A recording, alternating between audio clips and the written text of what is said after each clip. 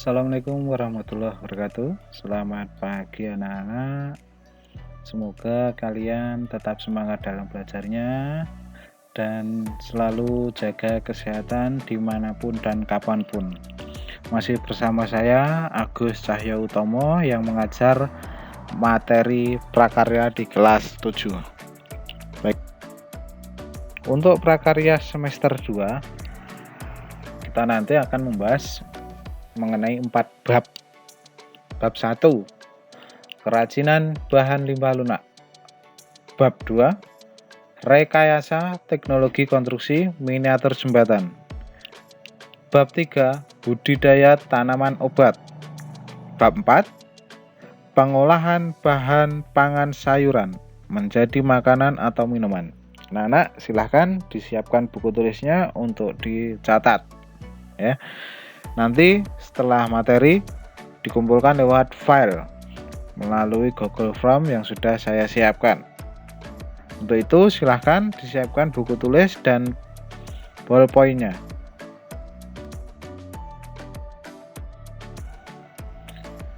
Kerajinan bahan lunak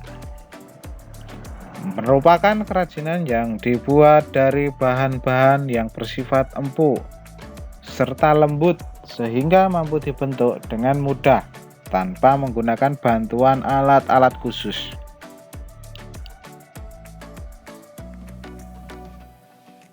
Prinsip kerajinan. Yang pertama, prinsip keterampilan tangan. Dalam prinsip ini, proses pembuatan kerajinan bahan lunak menggunakan tangan-tangan handal sebagai tenaga manual pembuatan kerajinan. Walaupun kerajinan yang dibutuhkan banyak. Yang kedua, prinsip keterampilan teknik.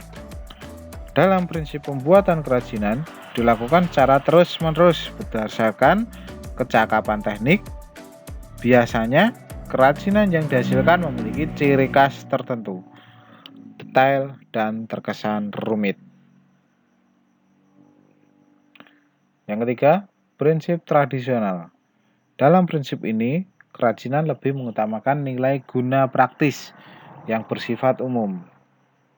Namun, masih dipengaruhi nilai-nilai tradisional maupun adat istiadat sekitar.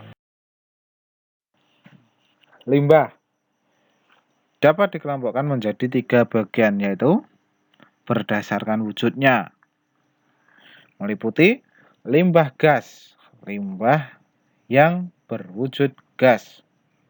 Contoh, karbon dioksida dan karbon monoksida. Kemudian, limbah cair merupakan limbah yang berwujud cair. Contohnya, air cucian, air hujan, rembesan AC, air sabun, dan minyak goreng buangan. Limbah padat merupakan limbah yang berwujud padat. Contoh, bungkus jajanan, plastik, botol, kertas, kardus, dan ban bekas. Untuk yang kedua berdasarkan sumbernya. Limbah pertanian, limbah yang ditimbulkan karena kegiatan pertanian. Limbah industri, limbah yang dihasilkan oleh pembuangan kegiatan industri. Limbah pertambangan, limbah yang asalnya dari kegiatan pertambangan. Limbah domestik, limbah yang berasal dari rumah tangga, pasar, restoran, dan pemukiman-pemukiman penduduk yang lain. Yang terakhir berdasarkan senyawanya. Limbah organik dan limbah anorganik. Nah, untuk keterampilan prakarya di semester 2 ini di bab 1 kita nanti akan mempraktekkan membuat sebuah kerajinan dari limbah organik dan anorganik. Ya.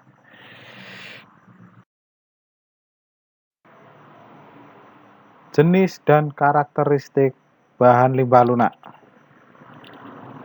Limbah lunak organik merupakan limbah yang bisa dengan mudah terurai atau mudah membusuk.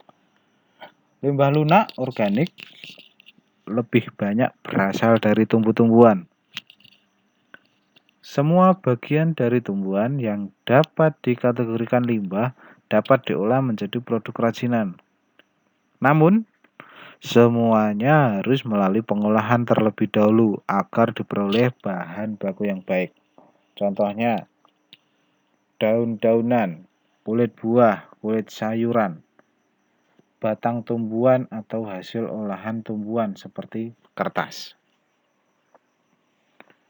Limbah lunak anorganik merupakan jenis limbah yang sangat sulit atau bahkan tidak bisa terurai atau tidak bisa membusuk. Limbah lunak anorganik berasal dari bahan olahan dengan campuran zat kimiawi dan menghasilkan bahan lembut, empuk, lentur, dan mudah dibentuk serta diolah dengan bahan yang sederhana.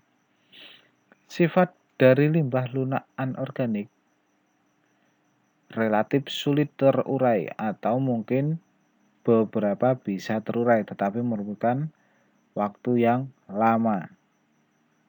Limbah lunak anorganik umumnya berasal dari kegiatan industri, pertambangan, dan domestik dari sampah rumah tangga. Contohnya plastik kemasan, kotak kemasan, kain perca, karet sintesis, dan styrofoam.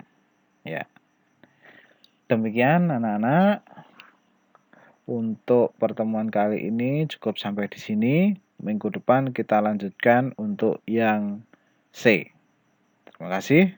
Wassalamualaikum warahmatullahi wabarakatuh.